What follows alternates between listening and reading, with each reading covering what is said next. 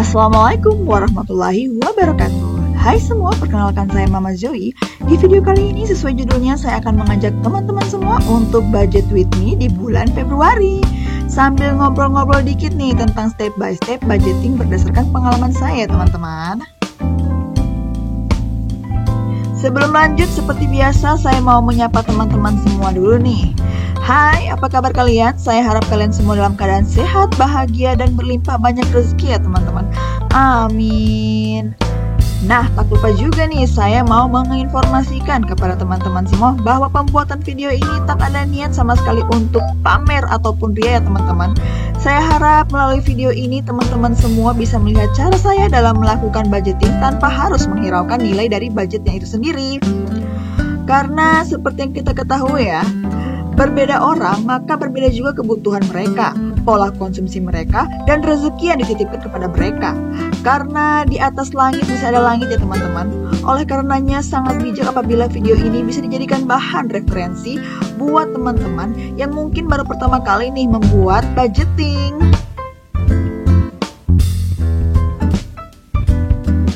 Oke teman-teman, tanpa berbasa-basi lagi, di awal video ini seperti biasa saya akan menggambar dekorasi untuk cover budgeting bulan Februari dengan tema Love alias love ya teman-teman.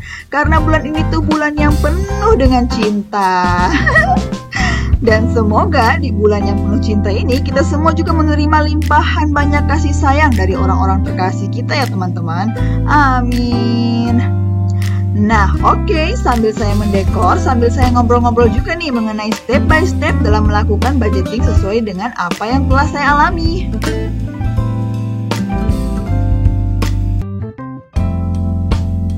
Oke, sebelum lanjut ke step by step dalam membuat budgeting, di sini saya mau sedikit cerita aka curhat dulu nih teman-teman. Di sini saya mau menceritakan bahwa sebelumnya mengenai kehidupan saya, sebelum saya memutuskan sebagai full time mommy atau IRT, ibu rumah tangga seperti saat ini, saya dulu sempat dipercayakan untuk bekerja di salah satu BUMN ya teman-teman.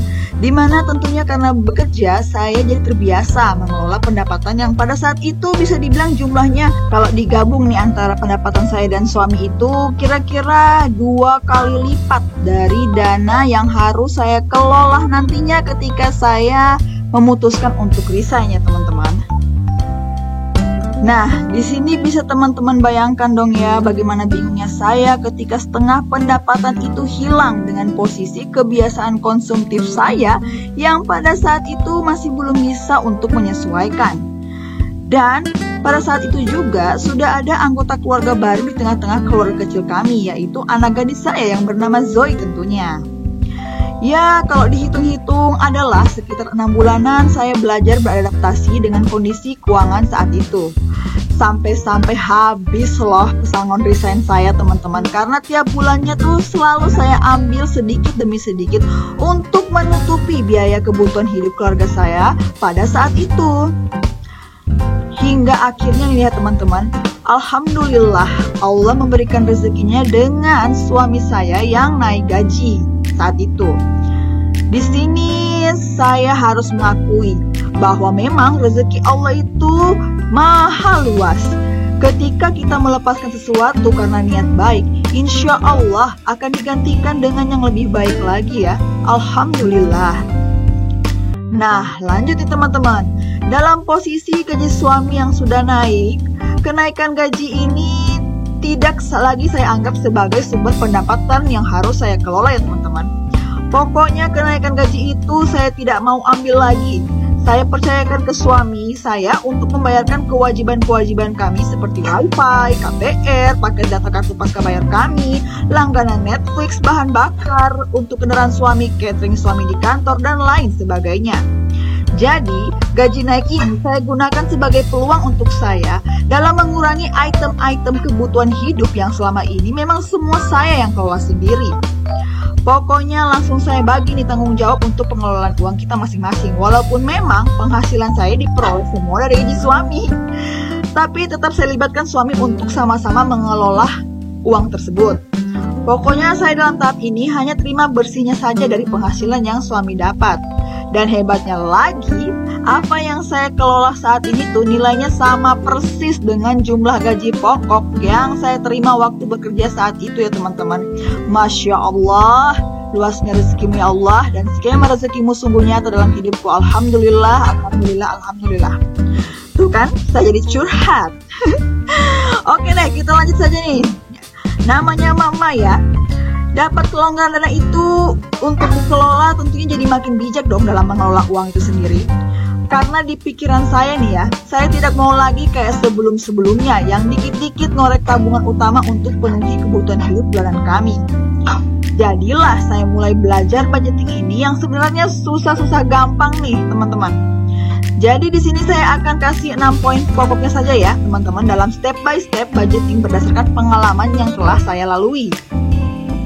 Tapi sebelum lanjut, di sini saya menyampaikan bahwa ini tahapnya saya sudah menulis untuk lembaran budgeting di bulan Februari saya teman-teman.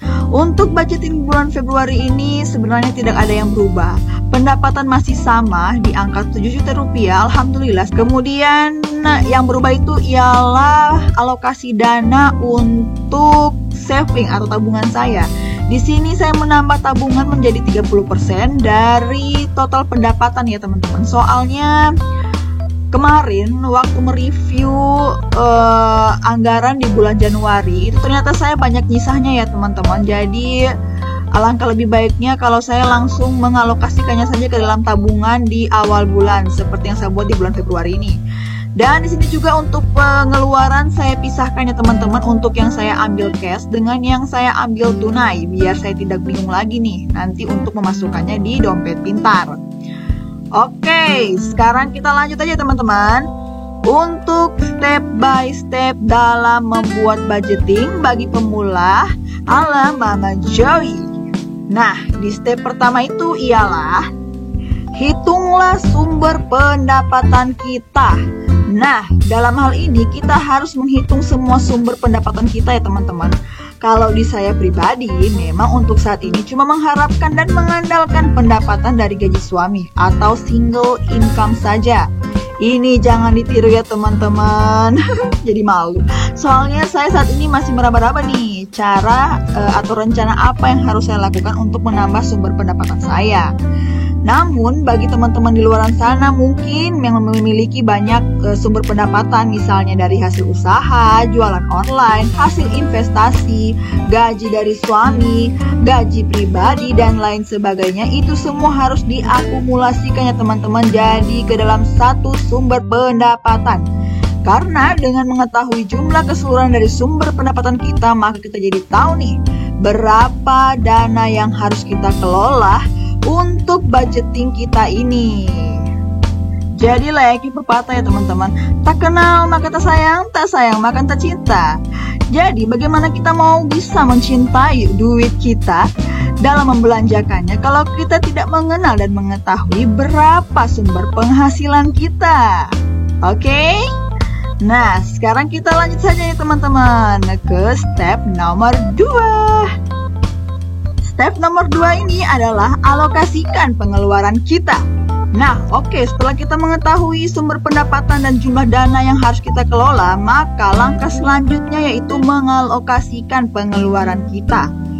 Dalam mengalokasikan pengeluaran ini, teman-teman butuh yang namanya mencatat setiap pengeluaran teman-teman dalam satu buku catatan keuangan yang nantinya bisa teman-teman lacak di akhir periode pendapatan. Jadi di sini saya menjelaskan dulu teman-teman. Akhir periode pendapatan yang saya maksud di sini ialah masa akhir dari peruntukan pendapatan teman-teman. Misalnya, buat kalian yang terima gaji setiap tanggal 1 di tiap bulannya, itu artinya akhir periode pendapatan kalian ialah tanggal 1 di bulan berikutnya. Nah, saya harap bisa dipahami ya teman-teman. Nah, dengan melacak pengeluaran-pengeluaran kita ini, kita jadi tahu nih, kira-kira dalam sebulan pengeluaran kita itu apa-apa aja sih. Memang butuh sedikit effort ya teman-teman dalam mencatat pengeluaran ini. Berdasarkan pengalaman saya juga nih ya teman-teman, sebelum melakukan budgeting itu, saya juga selalu rutin mencatat pengeluaran saya. Walau memang agak sedikit repot ya teman-teman, hingga ke pengeluaran-pengeluaran kecil loh teman-teman. Seperti contohnya, biaya untuk bayar parkir, biaya masuk ke toilet umum, bahkan biaya admin bank loh teman-teman. Sampai saya cari tahu berapa nilainya, biar saya tidak luput dari kecolongan-kecolongan kecil yang kalau diakumulasikan itu ternyata berdampak sama anggaran rumah tangga saya.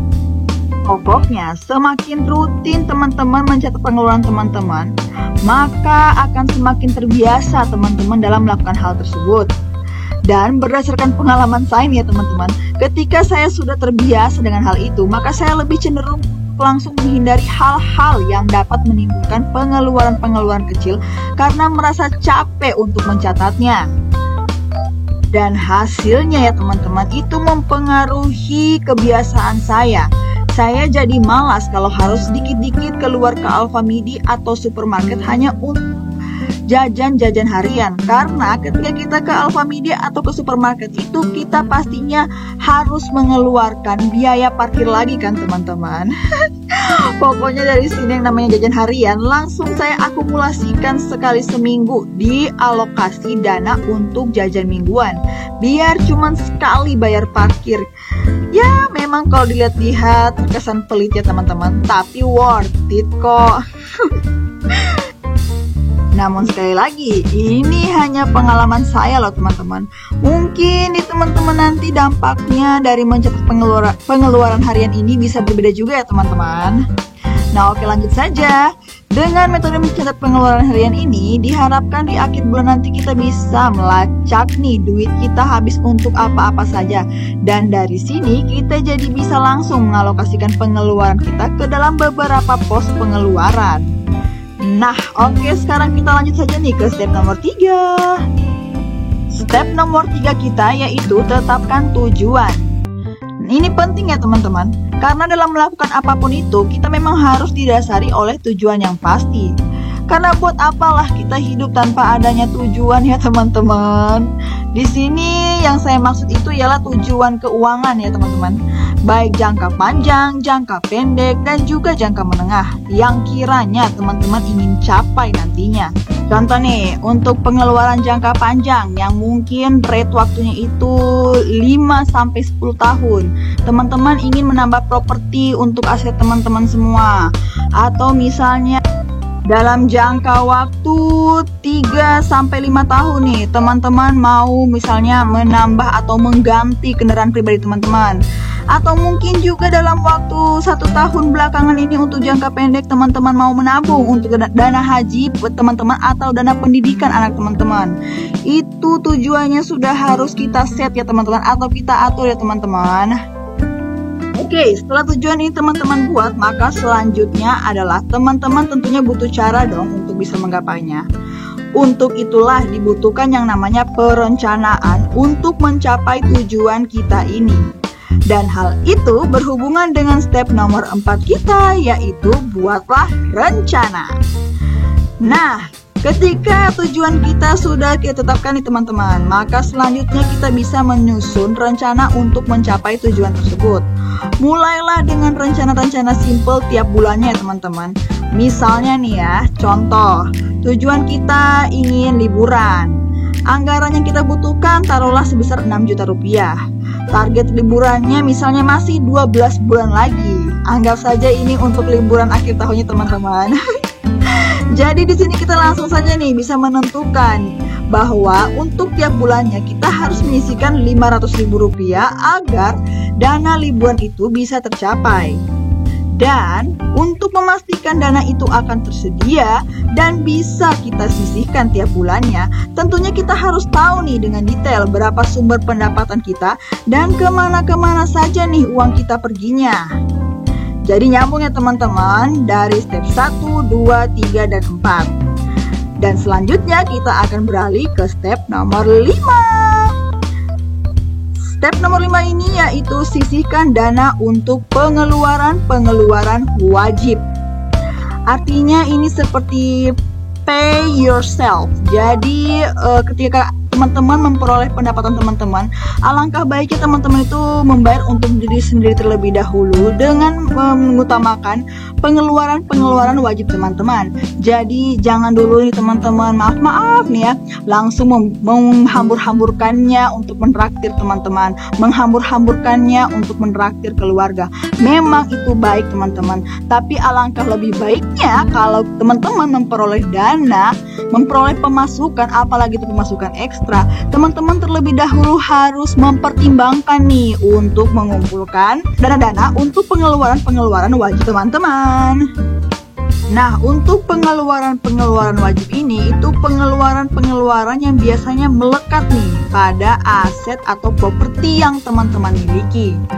Contohnya saja seperti pajak kendaraan, pajak rumah, atau mungkin bagi teman-teman yang muslim ingin berkurban tiap tahunnya, dan lain sebagainya teman-teman.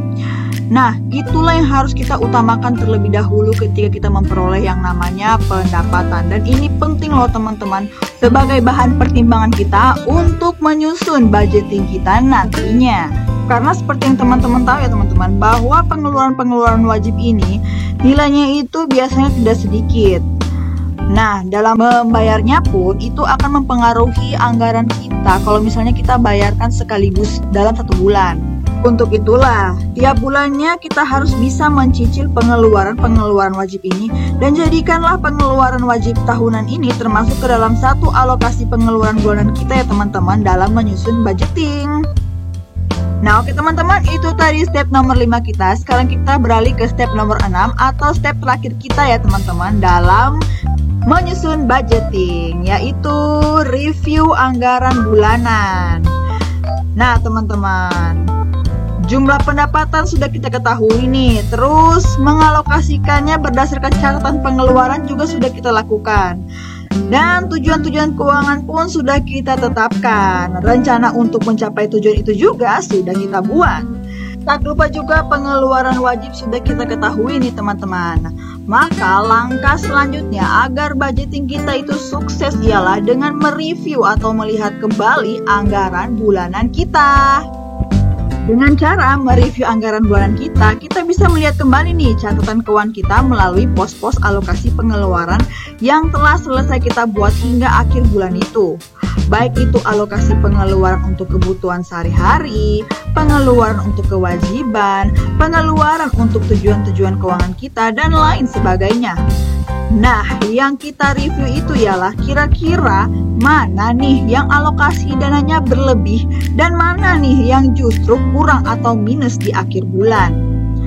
Dari sini kita langsung bisa nih melakukan yang namanya pos silang dalam anggaran kita dengan cara menutupi alokasi dana yang kurang dengan alokasi dana yang kita berlebih ya di bulan itu.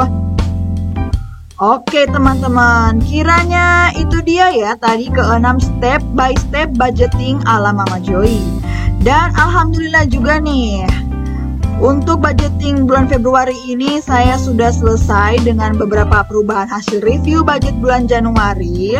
Dan semoga dengan semua informasi dan pengalaman step by step budgeting yang saya share tadi bisa menginspirasi teman-teman semua untuk gercep nih memulai budgeting di pendapatan bulan Februari ini. Oke teman-teman, sekian budgeting kita untuk bulan Februari ini ya. Semoga sharing-sharing kita kali ini bisa bermanfaat untuk teman-teman semua. Akhir kata saya ucapkan terima kasih bagi kalian yang telah menonton dan menyimak sampai dengan detik ini. Saya mohon maaf juga nih apabila ada kata-kata saya yang kurang jelas atau bahkan menyinggung teman-teman semua.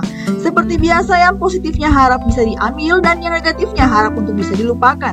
Sekian dari saya, sampai ketemu lagi di video gajian bulan Februari ya, dimana di situ saya akan memperlihatkan hasil review anggaran bulan Januari saya dan bagaimana saya mengisi dompet pintar berdasarkan budgeting yang telah kita buat tadi.